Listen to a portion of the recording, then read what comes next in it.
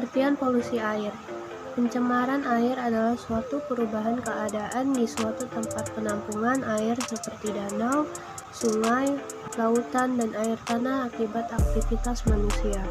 Danau, sungai, lautan, dan air tanah adalah bagian penting dalam siklus kehidupan manusia dan merupakan salah satu bagian dari siklus hidrologi. Selain mengalirkan air, juga mengalirkan sedimen dan polutan. B. Penyebab polusi air. 1. Limbah industri.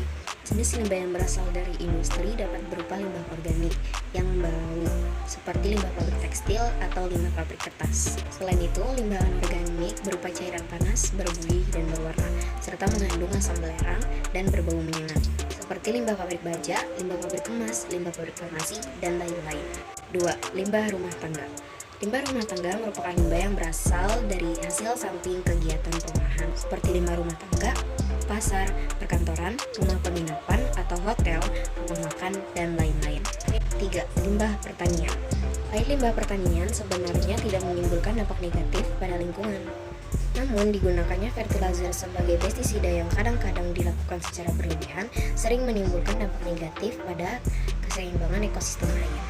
Adapun ciri-ciri polusi air yaitu 1. Adanya bahan pelarut dan endapan. 2. Berbau. 3. Derajat kesamaan tidak netral. 4. Mikroorganisme yang berlebih. 5. Memiliki rasa. 6. Radioaktivitas air meningkat. 7. Suhu air berubah. Dan 8. Berwarna. Dampak polusi air. Yang pertama, binatang-binatang di air dapat mati. Dampak pencemaran air dapat menurunkan jumlah oksigen. Dampak ini akan diikuti oleh matinya binatang-binatang air sebab mereka memanfaatkan oksigen untuk bernapas. Yang kedua, tergantungnya kehidupan binatang dan tumbuhan. Air yang tercemar jelas akan mengganggu kehidupan semua makhluk hidup, baik yang berada di daratan maupun di air. Yang ketiga, menurunnya jumlah oksigen. Air yang tercemar mengandung berbagai macam larutan, air yang dapat menghalangi sinar matahari masuk ke dalam air tersebut. 4. Meningkatnya kecepatan reaksi kimia. Air yang tercemar adalah air yang telah mengandung aneka bahan polutan. 5. Produktivitas tumbuhan terganggu. Dampak pencemaran air juga dapat mengganggu kesuburan tanah, yang juga turut mengganggu produktivitas tumbuhan. Yang keenam, terganggunya kesuburan tanah. Air yang tercemar jelas akan mengganggu kesuburan tanah.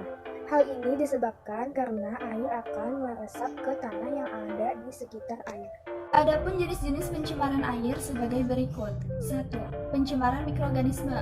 Pencemaran mikroorganisme adalah salah satu pencemaran yang bisa terjadi diakibatkan oleh mikroorganisme yang berkembang dengan cepat di dalam air.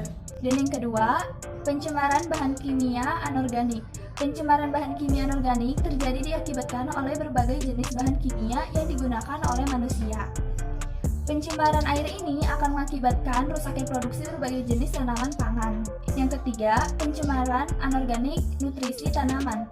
Penggunaan pupuk nitrogen dan fosfat pada tanaman memang terbukti ampuh untuk mencegah hama dan membuat tanaman menjadi subur. Yang keempat, pencemaran bahan kimia organik. Jenis pencemaran air yang terakhir adalah pencemaran bahan kimia organik. Bahan kimia organik yang dimaksud adalah seperti pestisida, deterjen pembersih, minyak, dan plastik. Sampah plastik sangat berbahaya karena tidak dapat hancur di dalam air. Tahap pencegahan. 1. Melakukan pengolahan limbah dengan benar. 2. Menggunakan bahan-bahan yang ramah lingkungan. 3. Tidak membuang sampah di sungai atau sumber air lainnya. 4. Menggunakan deterjen yang ramah lingkungan. 5. Rutin melakukan upaya pembersihan sumber air. 6. Menanam pohon di setiap lahan yang tersedia. 7. Tidak menggunakan pestisida dengan berlebihan. 8. Tidak menggunakan pupuk kimia berbahaya yang berlebihan. 9. Menjauhkan sumber polutan dari sumber air. 10. Tidak mendirikan kawasan industri yang dekat dengan sumber air. Kesimpulannya, pencemaran air merupakan masalah yang sangat serius dan memerlukan kerjasama semua pihak untuk menangani masalah ini supaya kita mendapat sumber air yang bersih dan dapat hidup dalam persekitaran yang tidak ada pencemaran air. Sarannya, bagi kami penulis, sebaiknya kita menggunakan cara pengolahan air dengan baik dan benar, serta saling menjaga lingkungan sekitar agar tidak terjadi polusi air.